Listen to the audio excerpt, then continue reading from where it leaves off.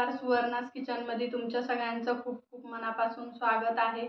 आज आपण बघणार आहोत मेथीचे लाडू कसे करायचे। तर त्यासाठी मी इथं 50 ग्रॅम मेथी घेतलेली आहे आणि गॅसवर पॅन गरम होण्यासाठी ठेवला होता, तर तो पण गरम झालेला आहे। तर ही संपूर्ण मेथी यामध्ये टाकल्यानंतर त्याला थोडी हलकी अशी भाजून घेऊया, म्हणजे मेथी कडवट लागणार नाही।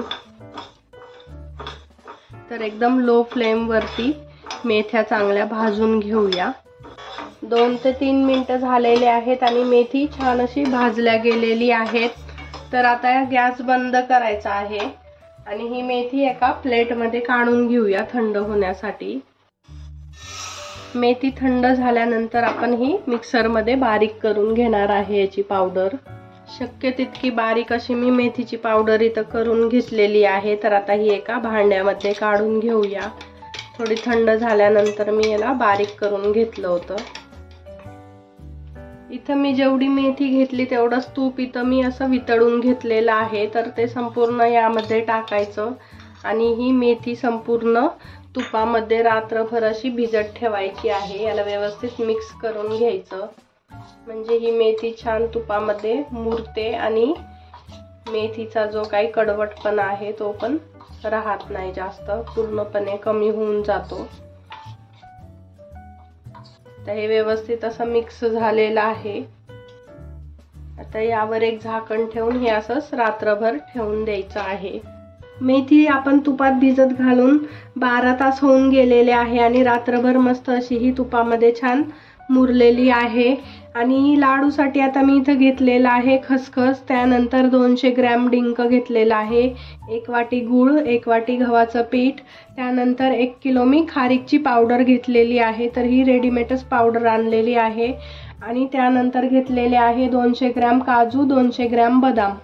सगळ्यात आधी आपण डिंक तळून घेणार आहे। तर या पॅन मध्ये तूप टाकून घ्यायचं आहे डिंक तळण्यासाठी। तुपाला चांगलं वितळू द्यायचं आहे। तूप इथं चांगलं वितळलेलं आहे। तर आता यामध्ये आपण थोडा थोडा डिंक टाकून घेऊया आणि मीडियम फ्लेमवर हा चांगला फुलत पर्यंत तळून घ्यायचा आहे मस्त असा। तर पाहू शकता डिंक मस्त असा फुलायला सुरुवात झालेली आहे, छान असा तळला जात आहे डिंक।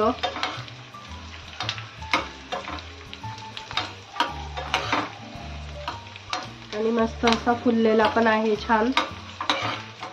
हा डिंक आता आपला तळला गेलेला आहे। तर आता हा एका प्लेट मध्ये काढून घेऊया आणि सर्व डिंक असंच थोडा थोडा टाकून आपण तळून घेऊया छान फुलेपर्यंत।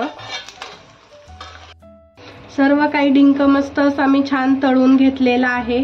तर आता या तुपामध्ये काजू आणि बदाम पण चांगले असे परतवून घेऊया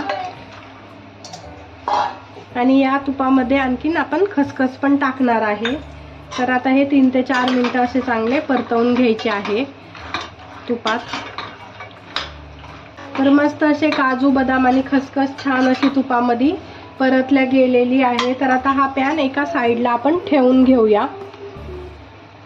तर आता हे एका साईडला ठेवून द्यायचं आहे थंड होण्यासाठी। आता एका दुसऱ्या कढईमध्ये आपण तूप टाकून घेऊया। तर आता यामध्ये आपल्याला गव्हाचं पीठ छान भाजून घ्यायचं आहे। त्यासाठी इथं मी 2 चमचे तूप टाकलेलं आहे गव्हाचं पीठ भाजायला। तूप थोडंसं वितळू द्यायचं आहे। तूप इथं छान वितळलेलं आहे। तर आता इथं 1 वाटी आपण गव्हाचं पीठ टाकून घेणार आहे, जे आपण चपातीसाठी वापरतो तेच पीठ इथं मी घेतलेलं आहे। तर आता याला छान असं लो टू मीडियम हीटवर छान असं खमंग हे पीठ आपण भाजून घेणार आहे। 8 ते 10 मिनिटं लागणार याला भाजण्यासाठी। तर मस्त असं खमंग छान असं गव्हाचं पीठ मी इथं भाजून घेतलेलं आहे। पाहू शकता छान असा त्याचा तांबूस कलर आलेला आहे, कलर पण पिठाचा बदललेला आहे। तर आता हे पीठ थोडंसं साईडला करून यामध्ये तूप टाकायचं आहे।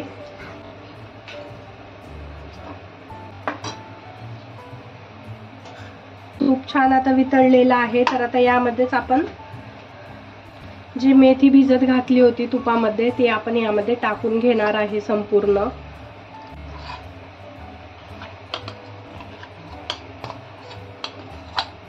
संपूर्ण मेथी तर माझी अशी टाकून झालेली आहे, मस्त अशी छान. तर आता ही 1-2 मिनिटं अशी परतवून घ्यायची आहे.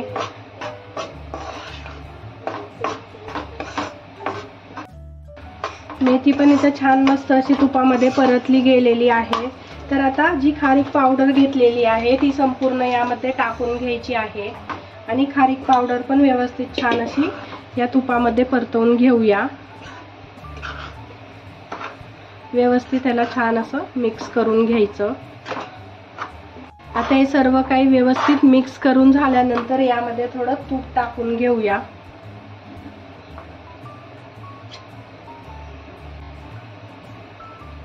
यामध्ये मी 2 छोटे चम्मच तूप टाकून घेतलेलं आहे. तूप टाकल्यानंतर याला परत एकदा छान व्यवस्थित असं मिक्स करून घ्यायचं आहे.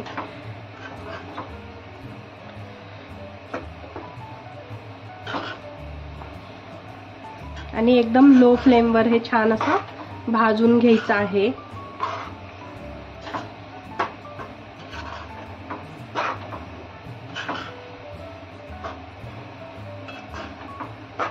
तर हे सर्व काही मस्त असं छान भाजल्या गेलेलं आहे. तर आता यामध्ये मी गूळ घेतलेला आहे कट करून, तर तो पण यामध्ये संपूर्ण टाकून घ्यायचा, म्हणजे तो पण यामध्ये छान असा मिक्स होईल.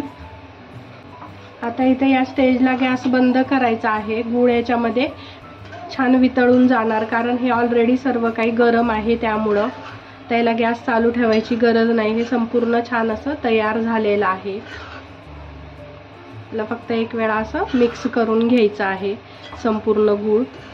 आता हे व्यवस्थित असं मिक्स झालेलं आहे. तर एका बाजूला ठेवूया थंड होण्यासाठी.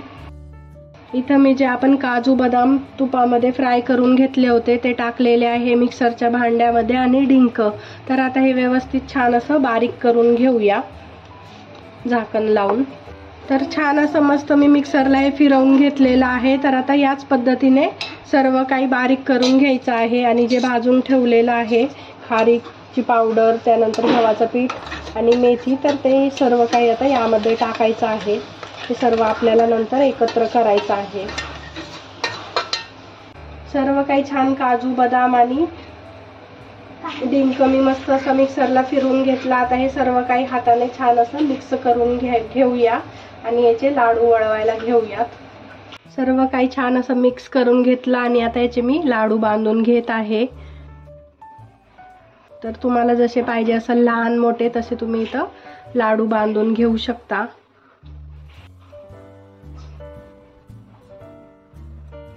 तर इथं आपला मस्त असा लाडू तयार झालेला आहे. तर याच पद्धतीने आता सर्व काही लाडू बनवून घेऊयात. मस्त असे मेथीचे लाडू इथं बनवून तयार झालेले आहेत आणि हे अजिबात असे जास्त कडू नाही लागत, कमी कडू लागतात, असे मस्त बनलेले आहेत. तर या पद्धतीने केले तर तुमचे पण लाडू असे मस्त होतील. आणि रेसिपी आवडली असेल तर लाईक करा, शेअर करा आणि अजूनपर्यंत तुम्ही माझ्या चॅनलला सबस्क्राईब केलं नसेल तर सबस्क्राईब करायला विसरू नका. धन्यवाद.